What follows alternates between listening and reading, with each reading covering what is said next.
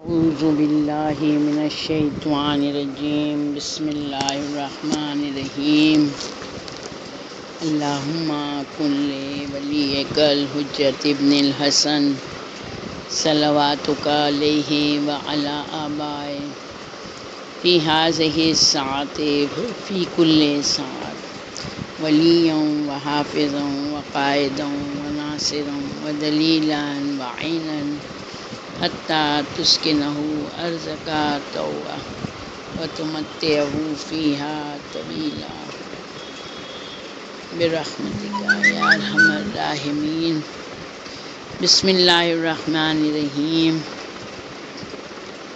انا انزلناہ فی لیلۃ القدر وما ادراک ما لیلۃ القدر لیلۃ القدر خیر من الف شہر تنزل الملائکۃ والروح فیہا بإذن ربہم من کل امر سلام ہی حتی مطلع الفجر۔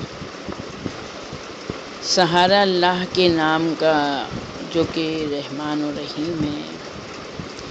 ہم نے اس قرآن کو شب قدر میں اتارا۔ آپ کو کیا معلوم کہ شب قدر کیا ہے؟ شب قدر 1000 مہینوں سے افضل ہے۔ فرشتے اور روح اس رات میں اپنے پروردگار کے حکم سے احکام لے کر نازل ہوتے ہیں۔ یہ شب طلوع صبح تک سلامتی ہی سلامتی ہے۔ تمام تعریفیں اس پروردگار کے لیے ہیں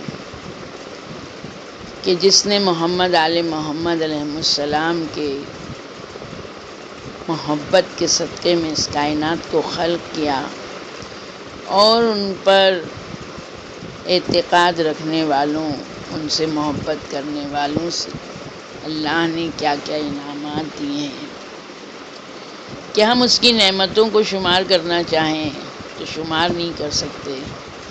ہم اس کی نعمتوں کا کس طرح سے شکر ادا کریں کہ اس نے ہم کو کس طرح سے ایک انسانی شخصیت کے سانچے میں ڈھلنے کے لیے، ہماری ہدایت کے لیے اس نے انتظام کیے۔ اور الحمدللہ یہ جو اس کی سب سے بڑی نعمت ہے کہ 1,24,000 انبیاء علیہ السلام نے، جو سب سے برگزیدہ رسول، جو افضل المرسلین ہیں، جو خاتم النبیین ہیں، حضرت محمد مصطفیٰ صلی اللہ علیہ وآلہ وسلم، اللہم صلی علی محمد وآل محمد، کہ اللہ نے ہر نبی کو معجزے دے کر بھیجا، مگر رسول کا معجزہ وہ معجزہ ہے کہ جو ہدایت کا سرچشمہ ہے، جو قیامت تک کے لیے ہر انسان کو ہدایت دیتا رہے گا۔ ہم اگر غور کریں تو نبی جب تک دنیا میں رہے ان کے معجزے ساتھ میں رہے۔ نبی دنیا سے گئے، معجزے بھی ختم ہو گئے، مگر رسول اللہ کا معجزہ جو قرآن ہے، جو اللہ کا کلام ہے، یہ رسول اللہ کا کلام نہیں ہے بلکہ اللہ کا کلام ہے۔ اور اللہ نے اس کلام یہ پیغام دیا ہے کہ اس سورہ میں، سورہ قدر میں، جو سورہ 97 نمبر قرآن میں ہے، کہ قرآن کریم کو اس نے نازل فرمایا، یعنی اللہ کہہ رہے ہیں میں نے نازل کیا۔ یہ وہ سورہ ہے جس میں اللہ نے اعلان کیا کہ قرآن مجید ماہ رمضان کی ایک مقدس رات میں نازل ہوا ہے۔ اس سورہ کا نام قدر ہے، اور قدر کے معنی تقدیر ہے، یعنی لیلۃ القدر وہ عزت و عظمت والی رات ہے کہ جس میں سال بھر کے واقعات اور حالات اللہ کی طرف سے فیصلے ہوتے ہیں۔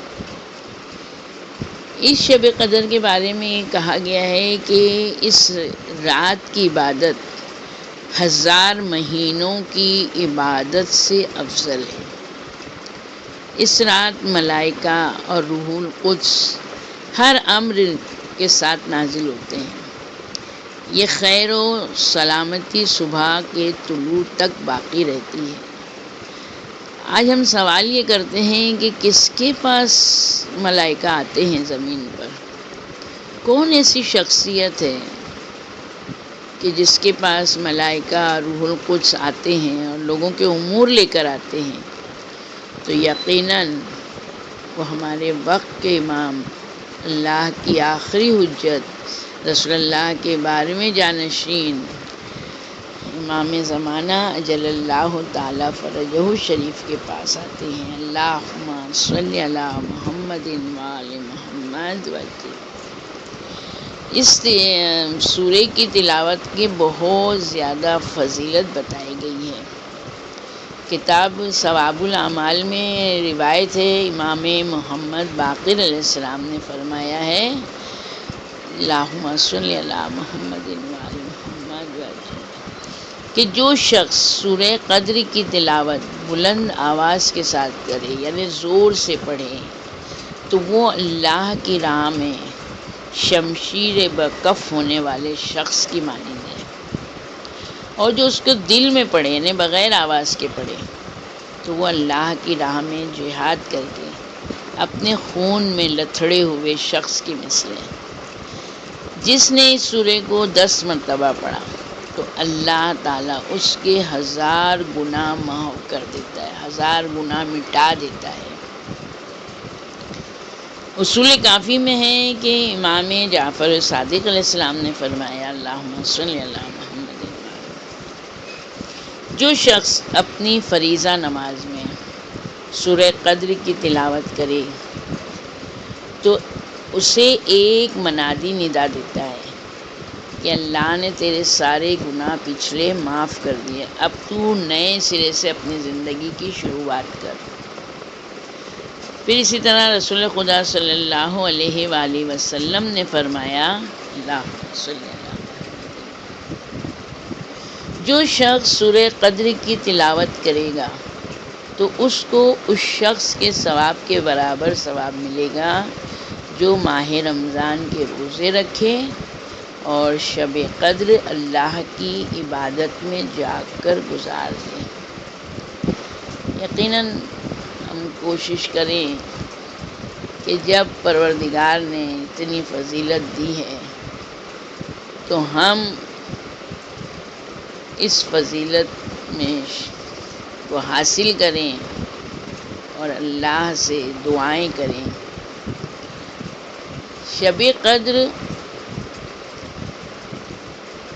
امام جعفر صادق علیہ السلام نے اللہم صلی علی محمد وآل محمد اپنے پیروکاروں کو وصیت کی، جب تمہیں کوئی بھی بیماری ہو جائے تو ایک نیا مٹی کا برتن لو، اس میں پانی ڈالو اور اس پر سورہ قدر 30 دفعہ پڑھو۔ دیکھیں، پہلے ہم کو مٹی کا برتن ہے تو ہم کو پاک کر لینا ہوگا۔ مٹی کا برتن پاک کر کے پھر اس میں پانی ڈال کے بھر لیں اور 30 مرتبہ سورہ قدر پڑھیں، پھر اس پانی میں سے پئیں، وضو کریں، جسم پر ڈالیں، جب پانی کم ہو جائے اس میں اور پانی ڈالیں، 3 دن تک ایسا کریں، انشاءاللہ اس بیماری سے چھٹکارا مل جائے گا۔ پھر تہذیب الاحکام میں روایت ہے کہ امام جعفر صادق علیہ السلام فرماتے ہیں، اللہم صلی علی محمد وآل، جب شب قدر آتی ہے تاکہ اس میں لوگوں کے مقدرات کی تشکیل کی جائے، اس شب اللہ تعالیٰ اپنے اوامر بھی نازل کرتا ہے، تو ایک منادی عرش کے نیچے ندا دیتا ہے، جو شخص اس رات حضرت امام حسین علیہ السلام کی اللہم صلی اللہ مبارک قبر پر حاضری دے، اس کے سارے گناہ اللہ معاف کر دے گا۔ اسی طرح ہمارے 8ویں امام علیہ السلام فرماتے ہیں، جو شخص اپنے برادر ایمانی یعنی اپنے دینی بھائی دینی بہن کی قبر پر آئے اور 7 مرتبہ اس کی قبر پر سورہ قدر کی تلاوت کرے اور تلاوت کے وقت اپنا ہاتھ قبر پر رکھے تو اللہ تعالیٰ ایسے آدمی کو قیامت کے دن کی ہولناکیوں سے محفوظ رکھے گا۔ یقیناً قیامت کا مرحلہ، قیامت کا خوف بہت زیادہ ہے، تو ہم اگر چاہتے ہیں کہ قیامت کے دن کی ہولناکیوں سے ہم محفوظ رہیں، اس سے امن میں رہیں، تو یقیناً ہم اپنے 8ویں امام کی حدیث پر عمل کریں، یعنی جب قبرستان جائیں تو مرحوم کی جس صاحب قبر کی قبر پر ہاتھ رکھ کے اور سورہ قدر کی تلاوت کریں، 7 مرتبہ پڑھ لیں، یقیناً دعا کریں پروردگار سے کہ صاحب قبر کی جو بھی عذاب میں مبتلا ہے وہ پروردگار دور کر، ہم کو بھی قیامت کے دن کی جو تو نے وعدہ کیا ہے مالک اس وعدے کو پورا کرنا۔ پھر ایک حدیث میں ہے کہ رسول اللہ نے فرمایا، جب شب قدر پوری کائنات پر سایہ فگن ہوتی ہے، اللہ تعالیٰ جبریل علیہ السلام کو حکم دیتا ہے کہ وہ زمین پر جائیں۔ جناب جبریل علیہ السلام فرشتوں کی ایک بہت بڑی جماعت کے ساتھ زمین پر آتے ہیں، ان کے پاس ایک پرچم ہوتا ہے، اسے وہ کعبے کی پشت پر لگا دیتے ہیں، نصب کر دیتے ہیں۔ اس پرچم کے 600 پھریرے ہوتے ہیں، ان میں سے 2 پھریرے ایسے ہوتے ہیں جو کبھی نہیں کھلتے سوائے شب قدر کے۔ جب وہ کھلتے ہیں تو مشرق اور مغرب کو اپنی لپیٹ میں لے لیتے ہیں۔ جناب جبریل علیہ السلام ملائکہ کو لے کر امت مسلمہ پر مامور کرتے ہیں، پس وہ عبادت گزاروں کے پاس آتے ہیں۔ اگر کوئی قیام میں ہوتا ہے، کوئی قعود میں ہوتا ہے، کوئی رکوع میں ہوتا ہے، کوئی سجدے میں ہوتا ہے، کوئی ذکر کر رہا ہوتا ہے یا کوئی تسبیح پڑھ رہا ہوتا ہے، تو ملائکہ سب کو سلام کرتے ہیں، ان کے ساتھ مصافحہ کرتے ہیں۔ جب وہ دعا مانگتے ہیں تو وہی فرشتے آمین کہتے ہیں، اور یہ سلسلہ طلوع فجر تک جاری رہتا ہے۔ یعنی جب فجر کا سورج طلوع ہوتا ہے تو جبریل علیہ السلام ندا دیتے ہیں، کہتے ہیں اے فرشتوں واپس چلو، واپس چلو۔ اس وقت وہ فرشتے جناب جبریل علیہ السلام سے کہتے ہیں، اللہ تعالیٰ نے اپنے ان عبادت گزار بندوں کو انعام میں کیا دیا؟ یعنی فرشتے سوال پوچھ رہے ہیں کہ اتنی بندوں نے اتنی رات بھر عبادت کی، کوئی نماز میں کھڑا رہا، کوئی رکوع میں تھا، کوئی سجدے میں تھا، کوئی ذکر کر رہا تھا، کوئی دعا مانگ رہا تھا، کوئی تسبیح پڑھ رہا تھا، تو کیا دیا اللہ نے ان کو انعام؟ تو جناب جبریل علیہ السلام کہتے ہیں کہ اللہ نے اپنے ان بندوں پر نظر رحمت اور بخشش فرمائی ہے۔ یعنی اللہ کی نظر کرم پڑنا، جس پر اللہ کی نظر کرم ہوگی اس کو دنیا کی کوئی آفت، کوئی بلا نقصان نہیں پہنچائے گی، کسی کا شر نقصان نہیں پہنچائے گا، اس کی رحمت وسیع ہے۔ یعنی اللہ نے نظر رحمت اور بخشش فرمائی، یعنی ان کے ہر گناہوں کو معاف کر دیا، مگر سوائے 4 لوگوں کے گناہوں کو۔ وہ کون 4 لوگ ہیں کہ جن کے گناہ اللہ نے معاف نہیں کیے؟ 4 آدمی یہ ہیں کہ جو ہمیشہ شراب پیتا ہے، جو والدین کا نافرمان ہے، جو لوگوں کے یعنی قطع رحم کرتا ہے لوگوں سے،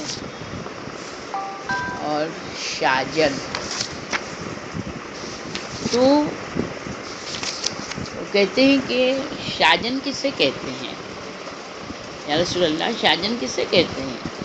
تو رسول اللہ نے کہا جو لوگوں کے تعلقات کو قطع کرنے کی کوشش میں رہتا ہے. پھر ایک اور جگہ بھی آیا ہے کہ شرابی ایک ہے، دوسرا سور کے گوشت کھانے والے، تیسرا جو زعفران سے اپنے آپ کو آلودہ کر لیتا ہے، بہت زیادہ مل لیتا ہے زعفران. جو لوگ اپنے گھروں میں کتا پالتے ہیں. تو یعنی ہم کو چیز دیکھنا چاہیے کہ دعائیں مانگ رہے ہیں تو دعاؤں میں جو شرطیں دی گئی ہیں وہ شرطوں کے ساتھ ہماری دعائیں ہونا چاہیے، تو ہماری دعائیں قابل قبول ہوں گی، تو ہمارے گناہ معاف ہوئیں گے. یعنی جس گھر میں شراب اور موسیقی یعنی گانے بجانے کے سامان ہوتے ہیں، اوزار ہوتے ہیں، آلات ہوتے ہیں، اس میں فرشتے داخل نہیں ہوتے ہیں. جب فرشتے داخل نہیں ہوں گے تو اس گھر والوں کی دعا مستجاب نہیں ہوگی، اور اس گھر سے برکت بھی اللہ جو ہے تو اٹھا لے گا. تو ہم کو سب سے پہلے ایک انسان کو جو ہے تو دعا مانگنے سے پہلے اپنے دل کو پاک اور صاف کر لینا چاہیے ہر چیز سے. پھر یہاں پر جو بتایا گیا ہے کہ قطع رحم، تو یہ اس میں سے یعنی ہم قطع رحم خالی یعنی ایک وہ دیا ہے، مگر دیکھیں کہ منافق، سودخور، کافر، شر پسندوں کا سرغنہ یعنی سردار، رشوت لینے والا بھی، رشوت دینے والا بھی، قطع رحم کرنے والا، شہوت پرست جو بہت زیادہ دنیا کے خواہشات رکھتا ہے، اپنی خواہشات کو پوری کرتا ہے، وہ کوئی بھی شہوت ہوئے.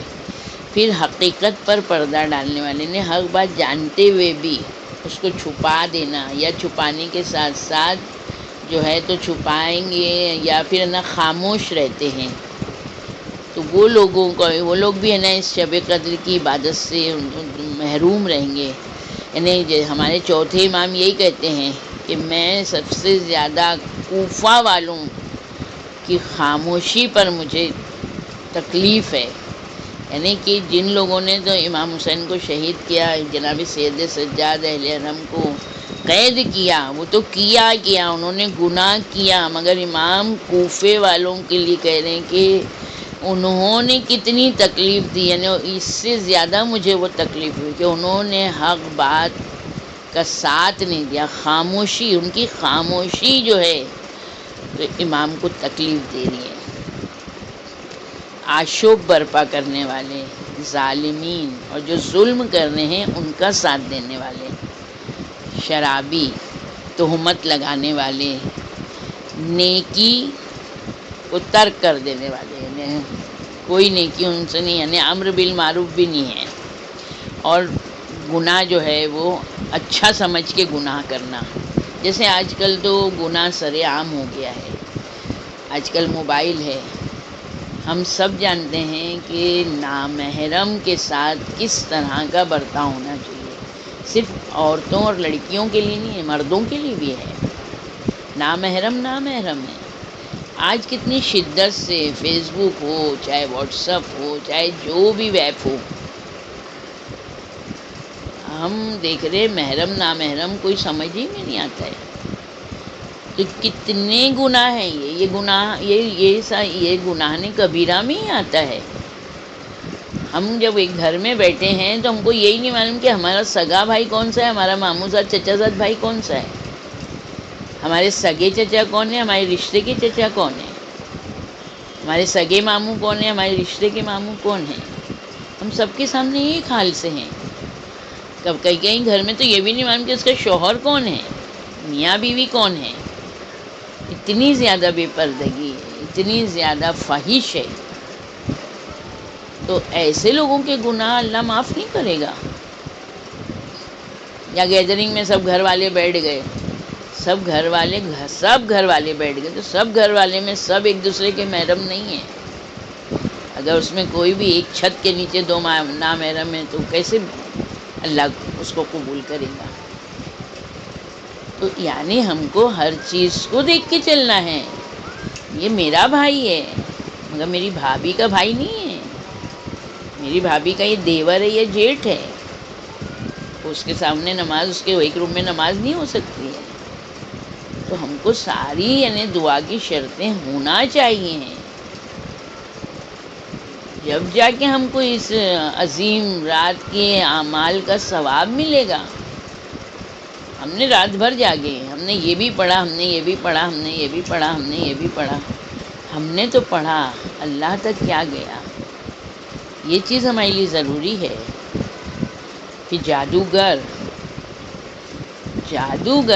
اللہ نے، رسول اللہ نے کھل کے یہ بتا دیا کہ اگر کوئی جادوگر کے پاس گیا، کسی نے جادو کیا ہے، تو اللہ اس کے لیے جنت کی خوشبو بھی حرام کر دے گا۔ ہم چاہے کتنی عبادت کریں، تو جادو کرنے والے کو اللہ دنیا میں بھی بدترین عذاب دے گا کہ لوگ اس کو دیکھ کے سبق حاصل کریں کہ کس طرح سے جادو کرنے والوں کو عذاب جہنم میں جگہ ملے گی۔ جادو کرنے والے کی کوئی دعا اللہ قبول نہیں کرتا، کیونکہ ہم جو ہیں ہر ایک چیز کو جاننے والے ہیں۔ ہمارے امام ہر ایک مخلوق کے امام ہیں۔ ہمارے پر کتنی بھی مشکلیں آ جائیں، ہمارے امام کے ذریعے ہر مشکل دور ہوتی ہے۔ ہمارے امام مشکل کشا کے بیٹے ہیں، مشکل کشا ہیں۔ یہ ساری چیزیں ہم کو گمراہی کی طرف لے کے جاتی ہیں۔ ہم جس طرح جادو کر کے چاہتے ہیں کہ وہ ہمارا ہو جائے، تو ہم اپنے عمل کو اتنا پاک کریں، اتنی خدمت کریں، اتنی محبت کریں کہ دشمن بھی ہمارا مطیع ہو جائے۔ اور یہ چیزیں ہم کو ہمارے امام کی زندگی سے ملتی ہیں کہ کس طرح سے ایک شامی آگے امام حسن علیہ السلام کے سامنے اللہم صلی اللہ محمد، ان کے بابا کو برا بھلا کہہ رہا تھا۔ مجال نہیں کوئی ہمارے سامنے ہمارے باپ کو برا بول دے، کوئی ایک کہے گا ہم 10 کہیں گے، مگر امام خاموشی سے سن رہے ہیں۔ جب اس نے اپنی بکواس بند کی تو امام کہتے ہیں میں جانتا ہوں تو مسافر ہے، اگر تو بھوکا ہے تو چل میرے گھر، میں تجھے کھانا کھلا دوں۔ تیرے پاس لباس نہیں، چل میں تجھے لباس دوں۔ تیرے پاس سواری نہیں، چل میں تجھے سواری دوں گا۔ تیرے پاس یہاں رہنے کے لیے ٹھکانہ نہیں ہے، میرا گھر اتنا بڑا ہے کہ میں تجھے روکوں گا، میں تجھے مہمان رکھوں گا، میں تجھے مہمانداری کروں گا۔ امام نے اس کے ساتھ کیا سلوک کیا؟ نرمی کا۔ جب اس نے دیکھا میں نے کیا نہیں کہا ہے، مگر یہ اسی وقت وہ کہتا ہے کہ واقعی اللہ جانتا ہے کہ رسالت کا عہدہ کہاں جانا چاہیے۔ اور پھر وہ امام کا چاہنے والا ہو گیا۔ تو یہ جادو ہے، اس کو جادو کہتے ہیں، یہ حقیقت ہے جس سے اللہ راضی ہوتا ہے، جس سے اللہ خوش ہوتا ہے۔ ہم تو ایسے ایسے جادو، گندے جادو کرتے ہیں اور پھر بولتے ہیں اس پہ شیطان آ گیا، اس کے اوپر فلانے آ گیا۔ کچھ نہیں آیا، یہ ہمارے اپنے عمل ہیں جس کی بنا پر ہم کھڈے میں، کنویں میں، گڑھے میں گرتے ہی چلے جاتے ہیں، ہماری بدعمالیوں کی وجہ سے۔ تو اس لیے اللہ نے توبہ رکھا ہے، استغفار رکھا ہے۔ اور وہ اولاد جس کو والدین آنکھ کر دیں، سب سے زیادہ آنکھ والدین، یہ سب شب قدر کی فضیلتوں سے یہ سب لوگ محروم رہ گئے۔ ہم لوگ بہت خوشی سب اہتمام کرتے ہیں، مگر آنکھ والدین، یہ دھیان رہے کہ دنیا میں ہم اپنے ماں باپ کا خیال رکھتے ہیں، ان کی ہر چیز کا خیال رکھتے ہیں، ان سے محبت کرتے ہیں، ان کا احترام کرتے ہیں، سب کچھ کرتے ہیں، مگر ان کے مرنے کے بعد اب ہم ہیں، ہمارے گھر والے ہیں، ہمارا کھانا پینا ہے، ہم سب بھول گئے۔ تو وہی والدین جو کچھ نہ کچھ تو ہم کو دے کے گئے ہیں، انہوں نے کچھ نہیں تو ہم کو زندگی کا وجود تو دیا ہے، ہم ان کو بھول گئے۔ ہم ان کے لیے کیا کرتے ہیں، ان کی روحیں ہم کو آہ کر دیتی ہیں، اور ہم کو پتہ بھی نہیں چلتا ہے کہ ہم آنکھ ہو گئے۔ جب ہم آنکھ ہو گئے تو اب جنت کی خوشبو ہمارے لیے اللہ نے حرام کر دی۔ پھر ہم دنیا میں جو چیز ہمارے لیے ہے، توبہ کے دروازے بند ہو گئے ہمارے لیے، شب قدر کی فضیلت سے محروم ہو گئے۔ تو یہ ماہ رمضان المبارک ہے، اس ماہ رمضان میں ہم بہت زیادہ اپنے مرحومین کو یاد کریں، ہمارے مرحومین کو زیادہ سے زیادہ یاد کریں، کیونکہ مرحومین جو ہیں تو محتاج فاتحہ ہیں۔ ماہ رمضان میں ہم یہ سوچیں کہ اگر میری ماں ہوتی تو میں اس کے لیے ایک جوڑا بناتا، تو لاؤ میں 500 روپے میں قرآن پڑھا دوں۔ میرا باپ ہوتا، عید کا جوڑا بنتا، کھانا کھاتے۔ ہم سال بھر میں اپنے ماں کے لیے الگ، اپنے باپ کے لیے ایک قرآن نہیں پڑھا سکتے ہیں۔ ہم ایک دن ان کے نام سے اپنے گھر میں افطاری نہیں کر سکتے ہیں۔ نہیں بلائیں ہم 150 کو، ہمارے گھر 10 لوگ بیٹھنے کی جگہ ہے، ہم 10 لوگوں کو بلائیں، ہم اس دن کی افطاری اپنے مرحوموں کے نام سے کروائیں۔ یہ چھوٹی چھوٹی چیزیں ہم کو بہت اونچائی تک لے کے جاتی ہیں۔ جب ہم ان کے لیے دعا کریں گے تو یقیناً ہم ان کے لیے جو بھی کریں گے وہ ہم کو دعا دیں گے، اور ان کی دعائیں ہم کو دنیا میں بھی ہمارے لیے کامیابی کا ذریعہ ہوگی اور آخرت میں بھی ہوگی۔ تو ماہ رمضان زندہ بھی لوگوں اگر ہمارے سامنے ہیں تو ہم ان کی مدد کر سکتے، نہیں تو مرحومین کے لیے تو معلوم پڑا ہم نے ایک قرآن 15 نام لگا دیے۔ کتنا مجبور ہے ہمارا مرحوم، ہمارے پاس اتنا نہیں ہے۔ ہم کتنا کھا لیتے ہیں، ہم گھومنے جا رہے ہیں، پھرنے جا رہے ہیں، اچھے کپڑے پہن رہے ہیں۔ وہ زمانہ تھا اسلام جب نیا نیا آیا تھا، ایک لباس میں انسان زندگی گزارا تھا۔ نہانے کے وقت پہلے اس کو دھوتا تھا، اور اس کے بعد وہی نہا کے وہ پہن لیتا تھا۔ سوکھ گیا ہے، 1 سے 2 ہوئے، ہمارے تو کبڈ بھرے ہیں، پھر بھی ہم غریب ہیں، ہم کچھ نہیں دے سکتے، ہم مجلسیں نہیں کر سکتے۔ ماہ رمضان المبارک ہے، ضروری نہیں کہ ہم 3 دن اپنے امام علی علیہ السلام کی جب شہادت کے اور زخمی ہوتے ہیں وہی 3 دن ہمارے لیے مجلسوں کا دن ہے۔ ہر روز ہم ایک مجلس رکھیں، اپنے امام کے فضائل، شب قدر، ماہ رمضان کی فضیلت، سوروں کی فضیلت، قرآن پڑھنے کی فضیلت، قرآن کی فضیلت کی ساری چیزوں کو ہم مجلسوں میں بیٹھ کے مجلس میں درس لیں، درس دیں، اور پھر اس کے بعد کربلا کے مصائب۔ یعنی ہم اگر ان چیزوں کو معرفت رکھتے ہوں گے تو یقیناً ہم یہ سب چیزیں انجام دیں گے، ورنہ ہمارے لیے سب بے معنی ہیں۔ کہیں امام زمانہ کا پروگرام ہو رہا ہے تو ہمارے پاس وقت نہیں آنے کے لیے، کیونکہ ہم نے اس کی اہمیت کو نہیں جانا۔ ہمارے بچے کی برتھ ڈے ہوگی، ہماری برتھ ڈے ہوگی، اگر ہم نے بلایا کوئی نہیں آئے گا تو ہم کو غصے آئیں گے کہ ہم نے بلایا اور آپ نہیں آئیں۔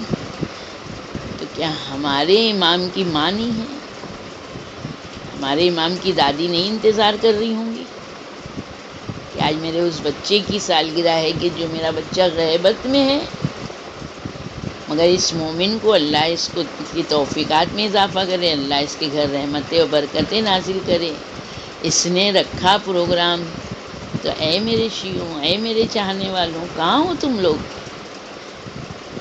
میری بیوی نے تو جو آئے ان کو دیا ہی دیا، مگر جو نہیں آئے وہ خود محروم رہے اس نعمت سے۔ ہم لوگ قدر نہیں کرتے ہیں، وقت کی پابندی نہیں کرتے ہیں، کیونکہ ہمارے پاس معرفت نہیں ہے۔ ہم جانیں کہ یہ ساری چیزیں ہم کو کتنے فائدے دیں گی۔ ہم کو نہیں 41 دن کے عمل کرنا ہے، ایک رات 1000 مہینوں کی راتوں سے بہتر ہے۔ اس رات کی عبادت کے لیے احترام اور اہتمام کریں، اپنے آپ کو تیار کریں۔